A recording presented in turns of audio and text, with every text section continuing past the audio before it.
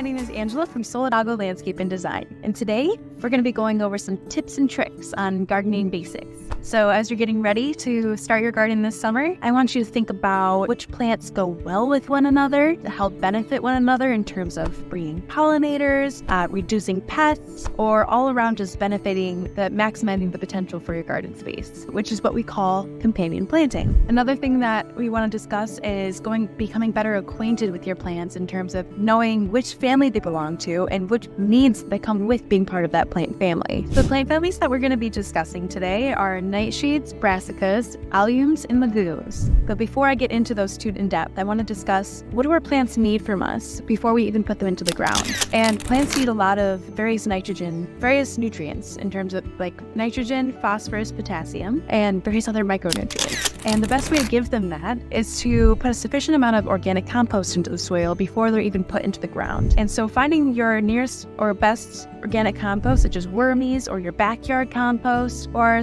a local center near you, and putting about a half an inch of compost onto the ground, mixing that in, and then hydrating that soil will do wonders for your garden bed. It'll prevent what we call transplant shock. And transplant shock is when you're putting your plants from a pot into the garden bed and they are not used to their environment. It's all new to them. And so it's a bit uncomfortable at first. And the best way to make them more comfortable is to give them the things that they need in terms of hydration and various nutrients that they can take up at their own need. Putting that in first is just going to ensure that you're going to start them off well going into the rest of the summer. Another thing to consider is the amount of sun that each of your vegetables are going to need. And on average, all vegetable plants typically need full sun, so 6 to 8 hours. And that's general, so you want to make sure that you're looking at your particular plant needs. Some beans or peas, for example, really enjoy partial shade. But one family that really enjoys full sun are nightshades. So these are your tomatoes, your potatoes, your peppers, and your eggplants. And these babies love the sun, so you need them in a nice place that has at least 6 hours. Potentially 8 to 9 hours is even best. So the more sun you give them, the faster they'll grow, the more fruit production you'll get from them. Another thing about nightshades is not only do they love the sun, they love the heat. So you want to make sure that you're putting those plants in well after the last frost. And I believe the last frost date for this year is May 15. However, I would give that even a couple more weeks.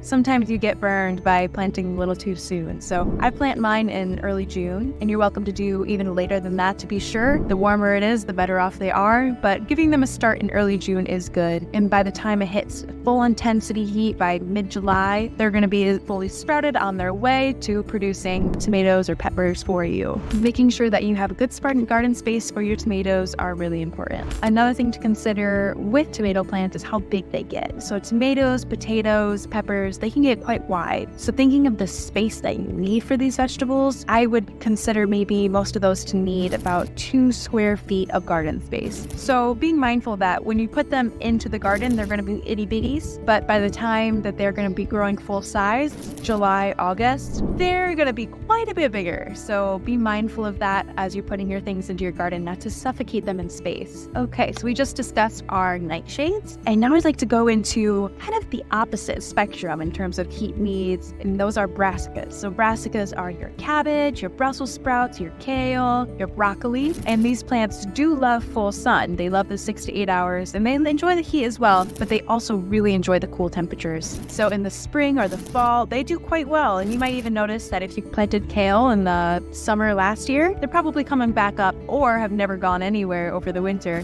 and you can eat those leaves just the same this spring. One very cool thing about them actually is that they tolerate the cold so well that they actually get a little sweeter with the cold, especially things that are roots like turnips or radishes. When you get a cold temperature or a frost in the spring or fall, you'll notice that in the spring and the fall, when you have some frost, some of your crops such as your turnips or your radishes tend to get a little bit sweeter. And that's because those plants send the glucose or the sugars down to their roots for their own safety, and that makes that just that much more sweeter. That's why all of those are my favorite to get in the spring. And that's why also safe to plant them earlier than you would your nightshades. So even around now, today's a very sunny day, but it's still gonna get down to 40s or so, and it's okay in April to plant these brassicas, like potatoes, tomatoes, peppers. These are gonna go in later in the year in June. One thing that nightshades and brassicas have in common is that they are both very heavy feeders, which means that they require a lot of nitrogen. And this is why it's also especially important to put down compost before you put them into the soil. But another thing to consider is to plant legumes with them as well. And these legumes will fix nitrogen into the soil. Now, legumes are your lentils, your peanuts, your beans, your peas, and even your clover, if you use that as a ground cover. And what legumes are special for is that when they flower, that's when they fix the nitrogen into the soil. And by fixing it, I mean that they are sending a consumable form of nitrogen into the soil so that your other plants or crops around it can take that up at their own need. So it's a wonderful thing to plant as a companion plant for your vegetable garden. Whereas your nightshades and brassicas tend to need full sun for their optimal growth, something about legumes is they're different based on the type of legume you're using. So peanuts and lentils, those might need full sun just as nightshades do, but things like peas and beans, they might need a little bit more partial shade. So it's important to look at your individual needs for your crops before you put them in, to consider where you're putting them into the garden space. Another thing to know about legumes is they actually don't do well when you plant them with alliums. So try to avoid planting them with things that are like onions, garlic, chives. These are called alliums, and they're in the family that are the very aromatic scented vegetables or herbs. But the thing about alliums also is that they're great companion plants. So although you don't want to plant your beans next to your alliums, you can plant alliums into your garden beds, and it's a great pest deterrent also. I tend to plant my onions around my brassicas or around my tomatoes to prevent any pests from getting into those plants, especially when you have bunnies. Bunnies do not like the scent of onions or chives. So kind of creating like a border is a smart idea to prevent any pest damage in the future. It will not protect them 100%, but it is a nice additive barrier for your garden bed. Along with your onions being used as a companion plant, there are many other companion plants that you can use, and one of them are nasturtiums. This one is my favorite, so I hope that you enjoy it as well. If you do include it this summer, they're these beautiful flower petals that actually the entire plant is edible. You can eat the leaves as well, but the flowers are the nice peppery flavored that you could throw into your salads, or you can use them as a cake topping. And another wonderful thing about them, not only are they edible, they're great for just as a trap crop. And what I mean by trap crop is that all these other pests, not only humans, love to eat them as well. So their flowers, their stems, their leaves will be consumed by pests also. And they'll actually prefer these over your brassicas or your nightshades. So planting them interspersed into your garden bed is actually very beneficial for you and the pests.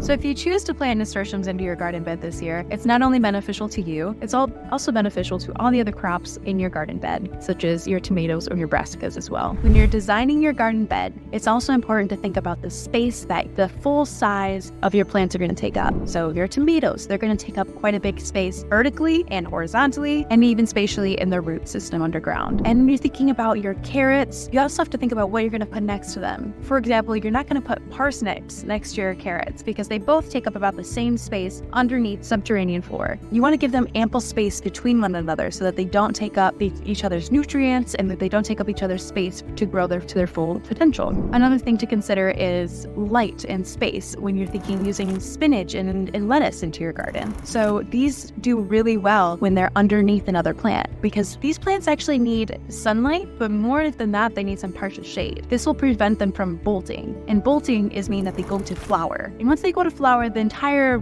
vegetable becomes very bitter and not to your liking. So to prevent this from happening, you can put them underneath brassicas, for instance, or under your nightshades. And this will give them some ample shade to prevent the bolting and to actually maximize the efficiency of your garden bed as well. Although it's not wise to plant parsnips with your carrots, it is wise to plant leeks with your carrots. Not only do they take up different root space, whereas leeks are very shallow and carrots go very deep, they also take up a different above ground space, and they help each other with their pest problems. So they actually deter one another's pests, and so they improve one another's longevity and vitality into the garden space. So now we're going to be talking about foes of the garden. So plants that you do not want to plant next to one another. So first I want to talk about tomatoes and potatoes. They're in the same plant family, but they're not good to plant once. It's not wise to plant next to one another because they share similar pests, they share similar diseases, and they're also quite large large plants. So when you plant them close together, they will constantly be competing for space and nutrients, and overall will stunt one another's growth. And actually, similarly, brassicas and nightshades will also stunt one another's growth, and they also share pests and diseases. So when you're thinking about space in your garden bed, you want to make sure that they're at least far apart, or don't plant them in the same space at all. Now we're going to talk about foes of the garden. So these are plants that you do not want to plant next to one another for various reasons. One really important one are brassicas and nightshades. These are plants that have similar pests, have similar diseases, and they also are quite large, so they take up a lot of space, and they will end up competing for nutrients and space. Another one similarly are potatoes and tomatoes. They're in the same plant family, and yet they will compete for space. They also will spread diseases quite easily, and once you start having pests on one, you will have the spring of pests on another. So it's best to plant them far away from one another, or just stick to one or the other in the plant bed for that year. I hope you can use some of these tips in your garden space this summer and just give you a better idea of which plants go well together and which plants to avoid planting towards one another. Thank you so much for listening, and I hope you have a great time gardening this summer. Happy planting!